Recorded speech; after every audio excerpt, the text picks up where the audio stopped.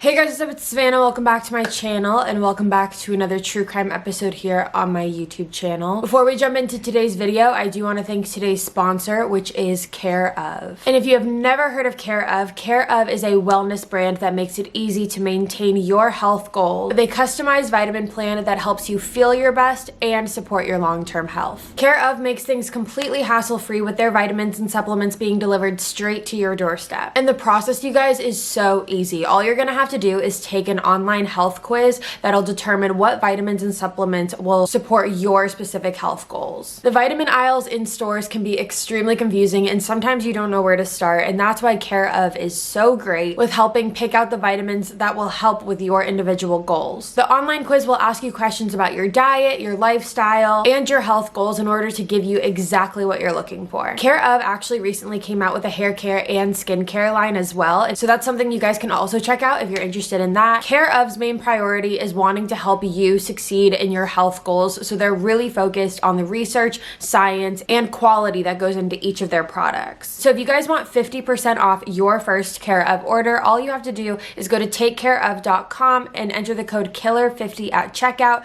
Again, let's just takecareof.com and enter the code KILLER50 at checkout, and I will have everything linked in the description box below. And with that being said, thank you Care of for sponsoring this video, and now let's move on to the rest of the case. So as you guys can tell by the title of today's video, today we are talking about the White House Farm murders. We're going to be talking about a wealthy family who tried to portray that they had the picture perfect lifestyle. However, what happened behind closed doors was anything but idyllic. There's no way to give you the overview of this case without telling you exactly what happened, so I'm just going to jump right on into it with this one. So this case takes place in Essex, England in 1985 and focuses on a family called the Bamber family. In this family, we have the parents, June and Nevill Bamber. We have their two children, Sheila and Jeremy Bamber, and then Sheila's two children, Nicholas and Daniel. June and Nevill got married in 1949, and Nevill was described as a very strong and sturdy man. He was someone that everyone liked. He was a relatively calm person, someone who was very easy to get along with. He stood at about 6 feet 4 inches tall, and throughout his life, he had multiple different careers. He worked as a Royal Air Force pilot, he also worked as a farmer, and he also worked as a local magistrate. June, Neville's wife, was described as a very religious woman. She was really heavily into her faith and Christianity. She was always enforcing her practices on her children and her grandchildren. And when June and Nevill got married, they decided that they wanted to start a family. However, they were unable to conceive children naturally, so they ended up going with the adoption route. So Nevill and June ended up adopting two young children. They adopted a girl named Sheila and a boy named Jeremy. Sheila and Jeremy did not come from the same biological parents, so even though Nevill and June adopted them both,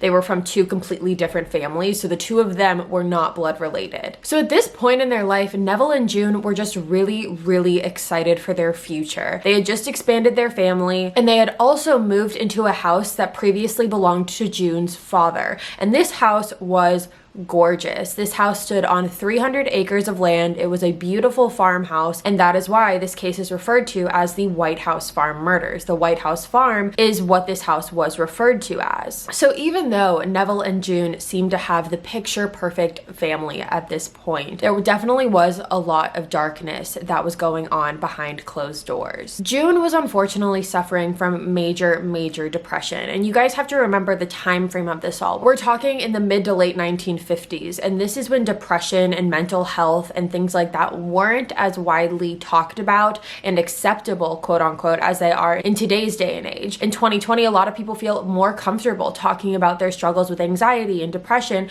and other mental illnesses because we know more about them now than we did back then. But back in the 1950s, this was not something that was considered acceptable, and you were really looked at as something was wrong with you. So when June was suffering from major depression, she ended up being admitted to a psychiatric hospital on two different occasions, once in 1955 and once in 1958.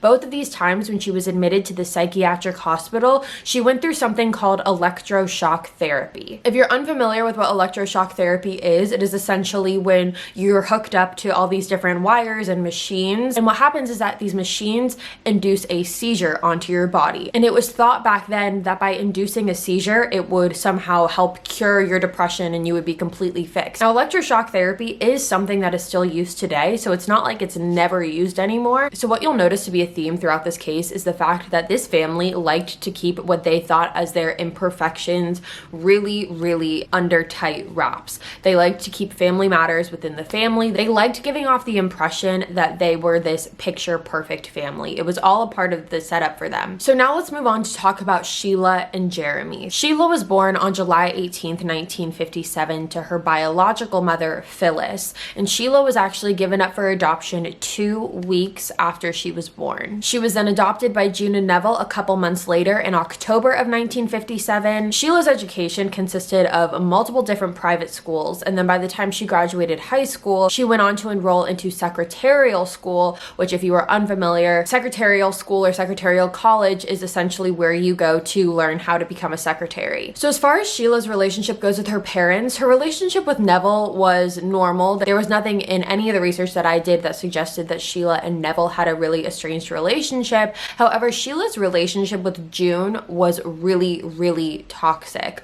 According to Sheila, June had referred to her several times as being the devil's child. When Sheila was 17 years old, she actually got pregnant from her boyfriend at the time, whose name was Colin. And Sheila would actually go on to marry Colin eventually, but when she was 17, her parents didn't approve of her having a baby out of wedlock, essentially, and June was someone who was very religious, so they decided that they were going to schedule Sheila an abortion. And after Sheila went through with this abortion, her and June's relationship really deteriorated even more because June was a very religious person, but she struggled with the fact that her daughter had just gone through an abortion because that was seen as just this terrible, horrible thing by her. But at the same time, she was the one who kind of insisted on Sheila getting this abortion, so there was really no winning for Sheila in this circumstance because June was going to be upset with her either way. She was going to be upset that she had an abortion, and she was going to be upset that she had a baby out of wedlock and wasn't married and didn't do it in the traditional way. So after her abortion, Sheila and Colin ended up getting married in 1977, May of 1977, and they decided that they wanted to start a family of their own after getting married. So Sheila got pregnant 2 times and unfortunately miscarried on both of those pregnancies. One of those pregnancies she miscarried when she was 6 months pregnant, and the second one she also miscarried as well. However, at the 3rd try of getting pregnant, Sheila and Colin actually got pregnant with twins. They had twin boys that they named Daniel and Nicholas. Daniel and Nicholas were born on June 22nd, 1979. The boys were born on June 22nd, 1979, and Colin, being the stand-up guy that he was, decided to start having an affair right after his boys were born. And 5 months after his boys were born, he actually ended up leaving Sheila for the woman he was having an affair with. Now, after going through a toxic relationship with her mother and an abortion and miscarriages, and now having to deal with her husband walking out on her for another woman, Sheila's mental health was really, really struggling. But it became clear very quickly that Sheila's mental health was way greater than what initially met the eye. In 1983, Sheila went to visit the same doctor that helped treat her mother for her depression, so the same doctor that June went to see when she was feeling depressed. And this was a doctor named Dr. Hugh Ferguson. And after visiting Dr. Hugh Ferguson, Sheila was actually admitted to a psychiatric hospital in Northampton. While she was at the psychiatric hospital, she was diagnosed with schizoaffective disorder. Now, once she was diagnosed with schizoaffective disorder, Dr. Ferguson got a hold of these results, and he basically said that this was not right, that Sheila did not have schizoaffective disorder, but in fact, she had something that was called paranoid schizophrenia. Dr. Ferguson said that in his evaluation with Sheila talked multiple times about the devil. She spoke about suicide. She talked about her children being the devil's children, which is exactly what her mother June referred to her as. And she even went as far as to mention that she had homicidal thoughts about her children, feeling like she could kill her children. And on the flip side of that, she said she believed she could get her boys to kill other people as well. Now, what's crazy is that if someone were to say this to a doctor now and speak of suicide and homicidal thoughts, they would not be willingly let back into society without any help given to them. But this was not the case with Sheila, because she ended up being released from psychiatric treatment in September of 1983. Now, after being discharged, she did visit Dr. Ferguson regularly as an outpatient and received multiple different medications. The first one that she received is, I'm gonna look over here so I get the name right,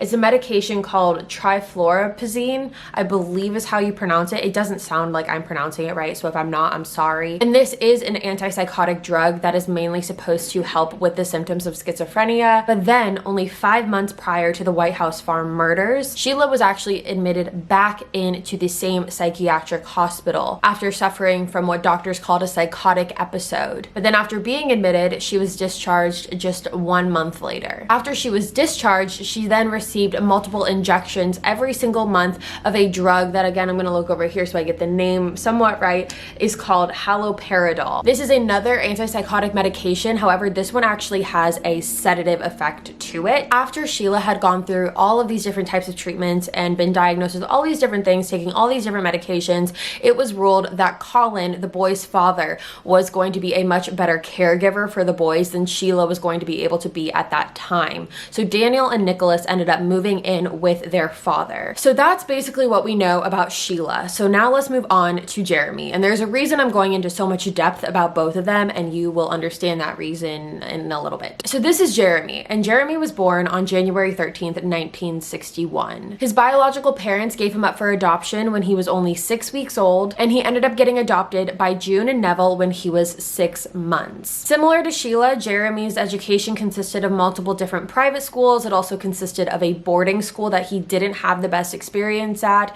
There was alleged bullying that was going on against Jeremy and even allegations of sexual assault. There isn't much detail about that out there. However, I did see it pop up on my research, so I thought it was worth mentioning. After completing college, Jeremy returned back to Essex in 1982, which is where his parents lived on that farm. And his life from then on was basically set up for him. His dad actually bought him a cottage that was 3.5 miles away from where his parents lived. And the reason for that is because he was going to be hired by his parents to help work on their farm with them. So Nevill purchases this cottage for Jeremy and lets him live in it rent-free. Nevill also purchases a car for Jeremy to help him get around wherever he needed to go. And if that wasn't enough already, Nevill actually gave Jeremy 8% of the family company, which was called Osea Road Campsites. So Jeremy had 8% of the family company, a car, living rent-free, working for his parents. His life was pretty much set up for him. His parents set him up so good. And Jeremy was known as a very charismatic man. He was young and he was handsome, and everyone seemed to get along with him. People seemed to really like him. He seemed to have everything going for him at this point. So now that you know about the family background, let's now talk about the night of the murders. So on August 4th, 1985, Sheila and her boys actually decided to go and visit Nevill and June for the week. So they were going to go stay with them for the week. The boys would be able to see their grandparents, Sheila would be able to see her parents and her brother Jeremy, and Jeremy would be able to see his nephews as well. Now, according to the family housekeeper, she said that the day Sheila arrived, nothing seemed off-putting. Nothing seemed different or out of the ordinary or unusual. Sheila seemed to be acting completely fine. So now we move on to 2 days later, which is August 6th, 1985.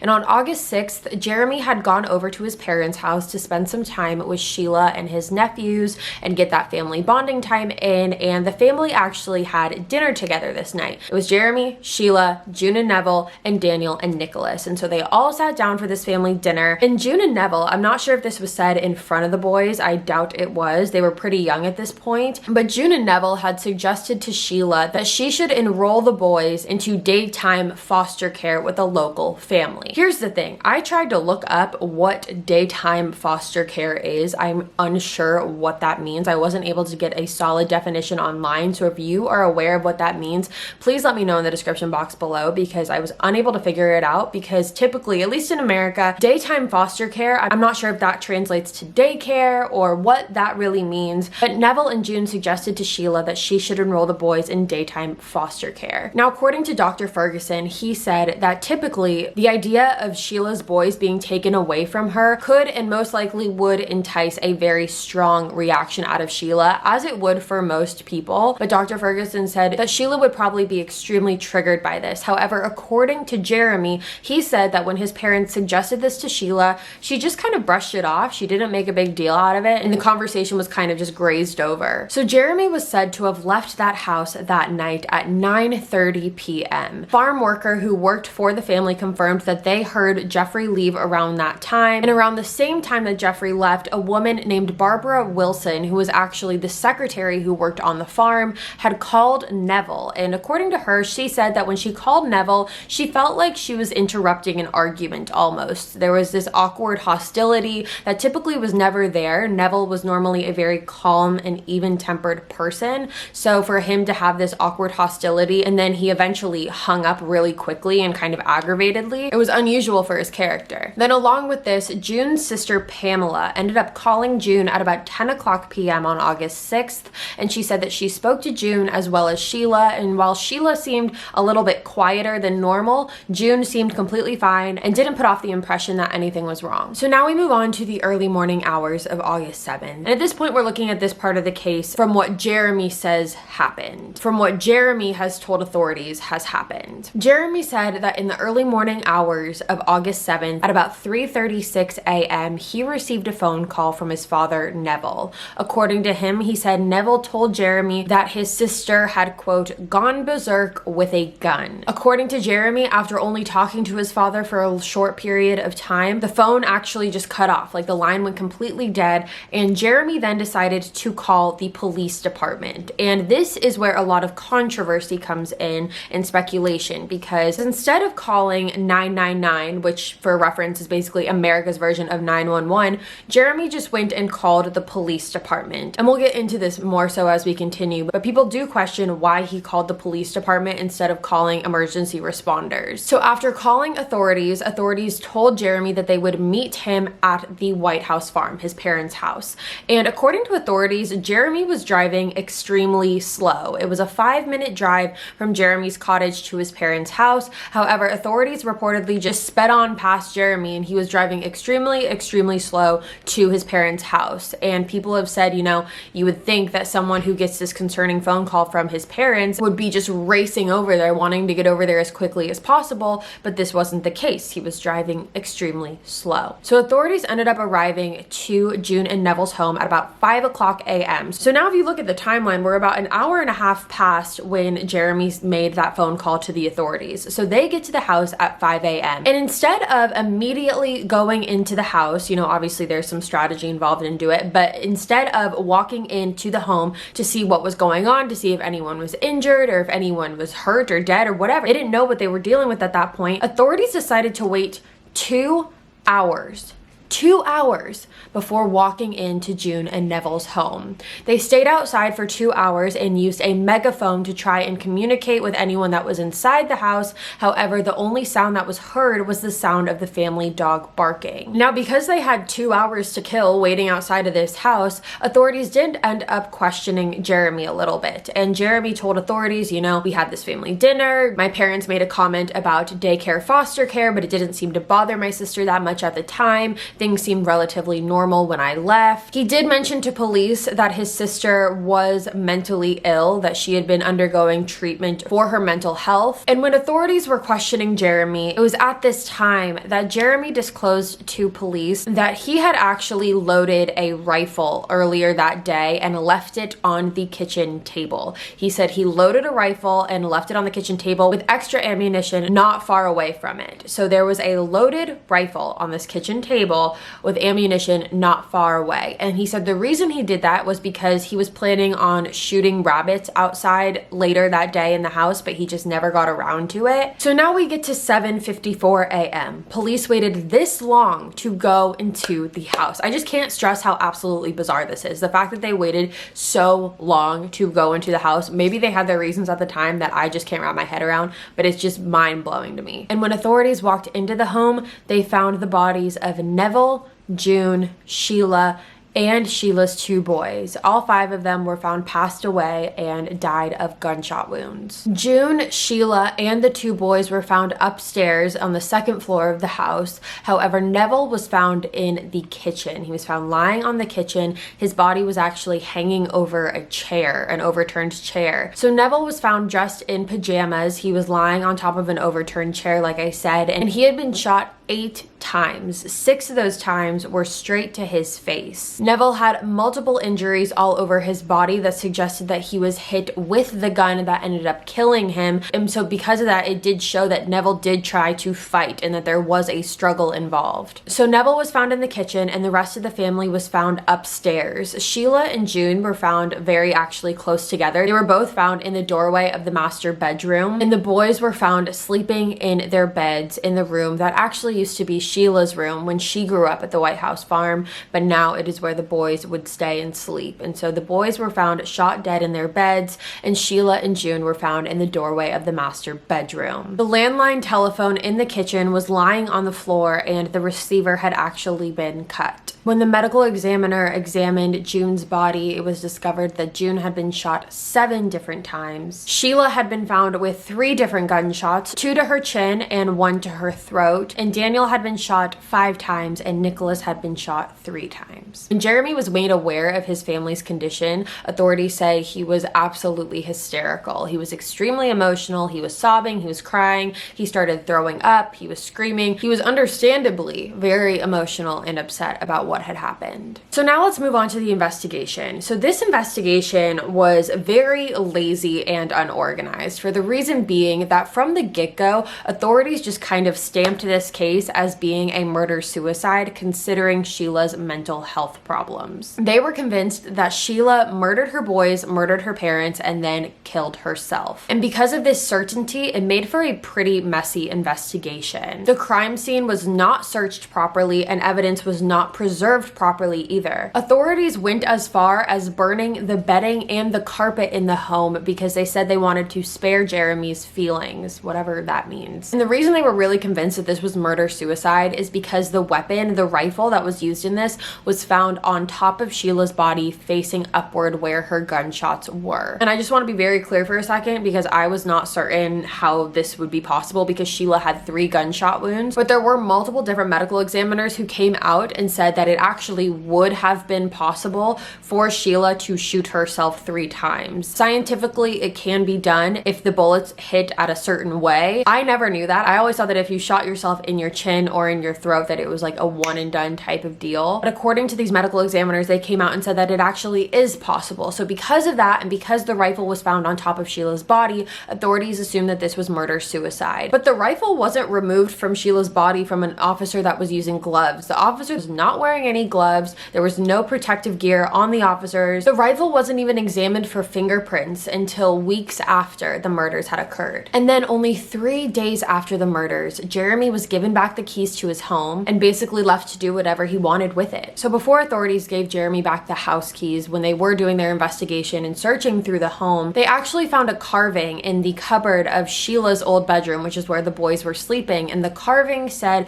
"I hate it here." Now, authorities were never able to determine when this carving was made, if it was made when Sheila lived there many years prior, or if it was made the night of the murders. It was never confirmed. So now let's move on to the funeral. And surprisingly enough, just days after the murders, June, Nevill, and Sheila's bodies were all cremated, and the boys actually ended up being buried. And at the funeral, multiple different family members said that Jeremy's behavior was extremely suspicious. According to the people at the funeral, Jeremy was extremely emotional and upset. He was crying, he could barely stand up, his girlfriend had to help him stand up at one point. But according to the people there, this was all an act. Because first off, you have to remember, when something like this happens, when 5 people are murdered, there is so much media coverage that goes into this. Everyone knew about this case. This case got blown up in the media so much. So because of this, there were a lot of cameras at the funeral. And according to the family members at the funeral, when the cameras were on Jeremy,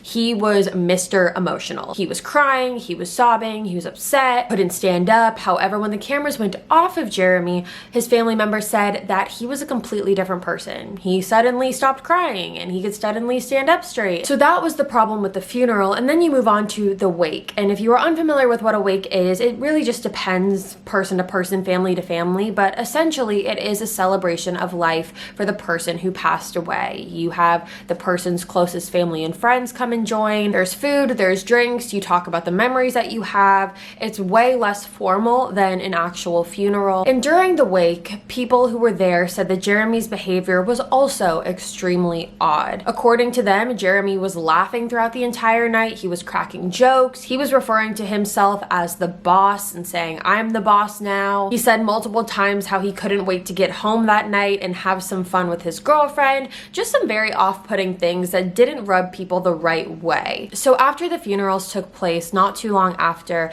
Jeremy started to do a lot of traveling. He traveled to Amsterdam with a bunch of his friends, and he also visited Saint-Tropez. He started going a lot of different places, and he also started selling some of his family's belongings. He sold both of his parents' cars, and most disturbingly, he tried to sell 20 nude photographs of his sister to a tabloid magazine. He tried to sell them to a tabloid newspaper called The Sun. And when this tabloid newspaper got a hold of Jeremy's inquiry, they completely denied it. They said absolutely not, because that is a very odd thing. Like, you could kind of justify the traveling and saying maybe he just wants to get away and forget about all the tragedy that has happened to him, and you can even somewhat justify maybe some of his behavior at the funeral and the wake. You can say maybe that's just his way of grieving, and even though it's not what's considered socially acceptable or what someone else would do, it's his way of coping. But to go as far as trying to sell explicit pictures of your dead sister, that is very, very bizarre. So I want to talk about the rifle for a second. So authorities ended up running the rifle to see if they could find any fingerprints on it, and when they did that, they were able to find Sheila's fingerprints on the rifle as well as Jeremy. And Jeremy said that the reason his fingerprints were on the rifle is because that he had loaded the rifle earlier that day. He was planning on going out and shooting rabbits with it, so of course his DNA would be found on it. So I don't know a lot about guns personally. I don't know a lot about them. So I did have to do a little bit of digging here, so forgive me if I'm not 100% correct. However, when authorities found the rifle lying on Sheila's body, they found it without a silencer. And from what I could understand, a silencer is basically a piece that gets attached to a gun. It's like a removable piece that can be attached to a gun that essentially does exactly what it sounds like it does.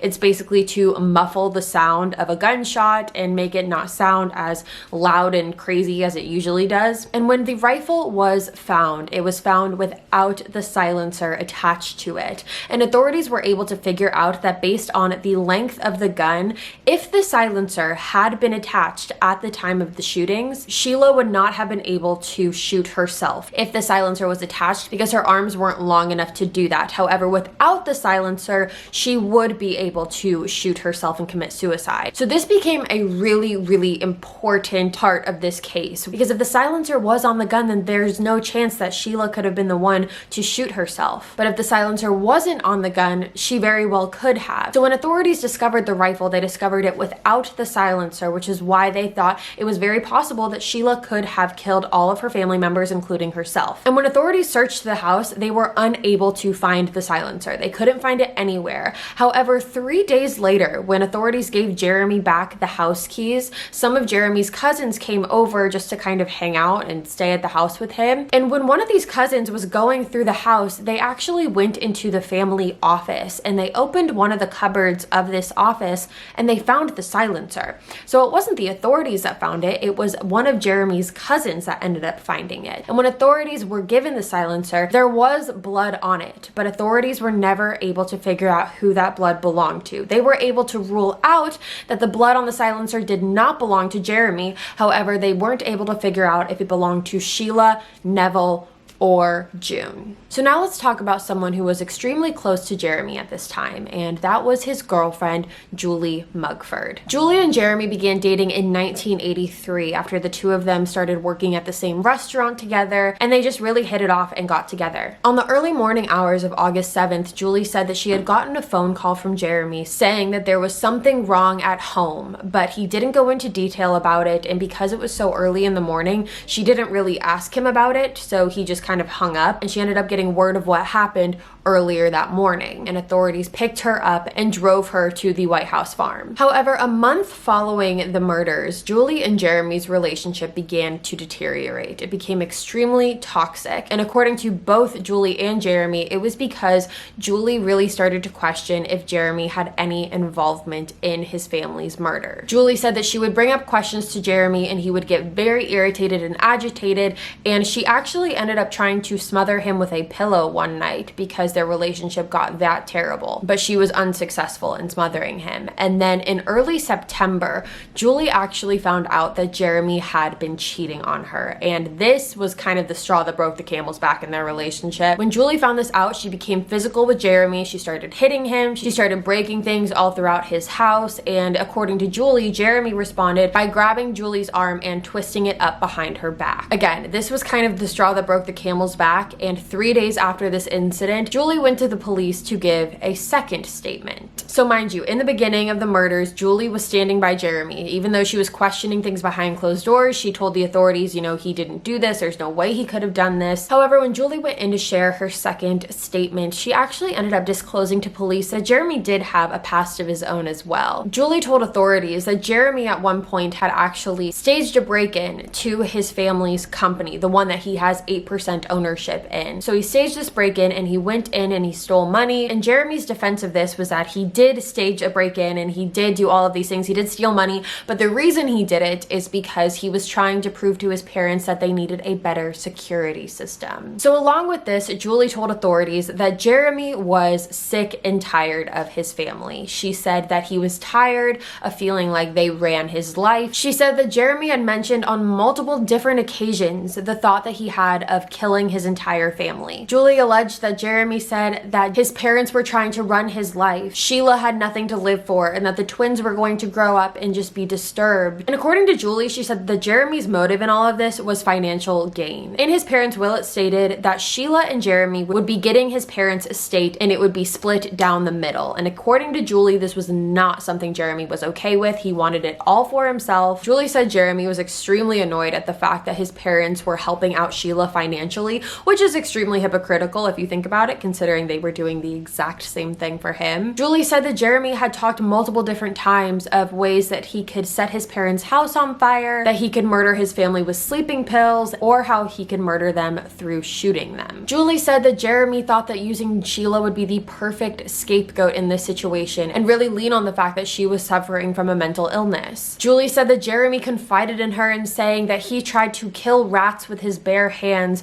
to see if he would be able to go through with killing his family. However, after attempting to do this, he came to Julie and said that he was not able to kill the rats with his bare hands, but still continued to talk about his thoughts of murdering his family. Now, on the night of August 6th, Julie said that Jeremy had called her after coming home from dinner with his family, saying that he was extremely mad and pissed off. Julie said that Jeremy told her that it was tonight or never. She said she then got a phone call from Jeremy at 3 a.m., and I'm gonna look over here to quote it, that said, quote, "Everything is going well. Something is wrong at the farm. I haven't had any sleep all night. Bye, honey, I love you lots." Now, the next morning when Julie had been picked up by authorities to be brought to June and Neville's home, when she got there, she said that Jeremy pulled her aside and told her, "I should have been an actor." Now, later that night on August 7th, Julie said that she questioned Jeremy multiple times about his possible involvement in this and if he had anything to do with it. And at first he denied it, but then said he didn't do it, but he knew who did. And Jeremy then blamed this entire situation on the family plumber and said that he had hired the family plumber to follow through with this entire act, that he told him how to do it, and that the plumber basically just did what Jeremy told him to do. Now, the next day after Julie gave this statement, police wasted no time before going in and arresting Jeremy as well as the family plumber. And when authorities looked into the family plumber, they realized that he had an alibi for that night, so he was released completely, but Jeremy was still under arrest. And the only thing that they were able to hold him on at this point, because at this point they weren't able to charge him, but the only thing that they were able to hold him on at this point was the staged break-in that he did at his family's business. So they were able to hold him on that. He actually made bail bail and he was released. And that is when he traveled to Saint-Tropez. How I was talking about earlier, he went to Amsterdam and Saint-Tropez.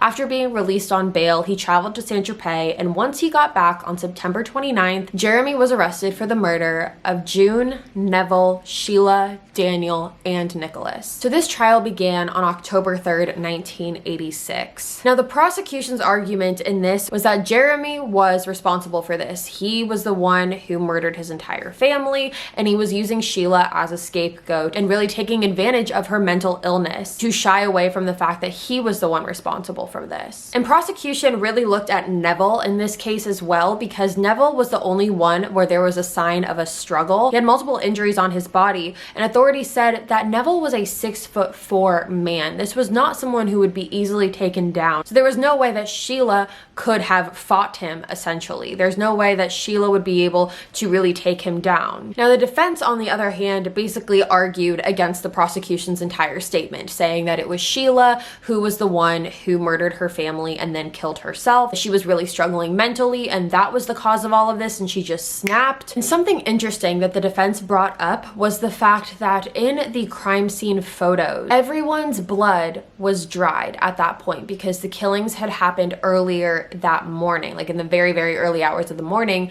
But the only person's blood who wasn't dried when authorities arrived was Sheila's. And the defense said that this was because when authorities arrived on the scene, Sheila was still alive. And it wasn't until they actually entered the house that she shot herself 3 times. If you think about it, it is a little strange as to why everyone else's blood would appear to be dry and Sheila's was the only one who appeared to still have fresh blood on her. So at the end of the trial, the judge looked at the jury and asked them 3 different things that they had to figure out. Did they believe Julie or Jeremy? Because Julie had come out with this entire statement about how Jeremy was the one who murdered his family and Jeremy was maintaining his innocence. The second thing that they had to figure out was, did they think Sheila was responsible for this? And 3, did Nevill call Jeremy in the middle of the night? Did that call actually happen? Obviously, if this was Jeremy, he could have very well made the phone call himself to make it look like there was a phone call made. But if Nevill was never on the phone with Jeremy, then Jeremy's story is just uncredible from the very beginning. So after 9 hours of deliberation, the jury came back and found Jeremy guilty of the murders of June, Nevill, Sheila, Daniel, and Nicholas, and he was sentenced to 5 life sentences. So that's the verdict in this case. But a lot of people still do believe that there's a possibility that Jeremy's innocent.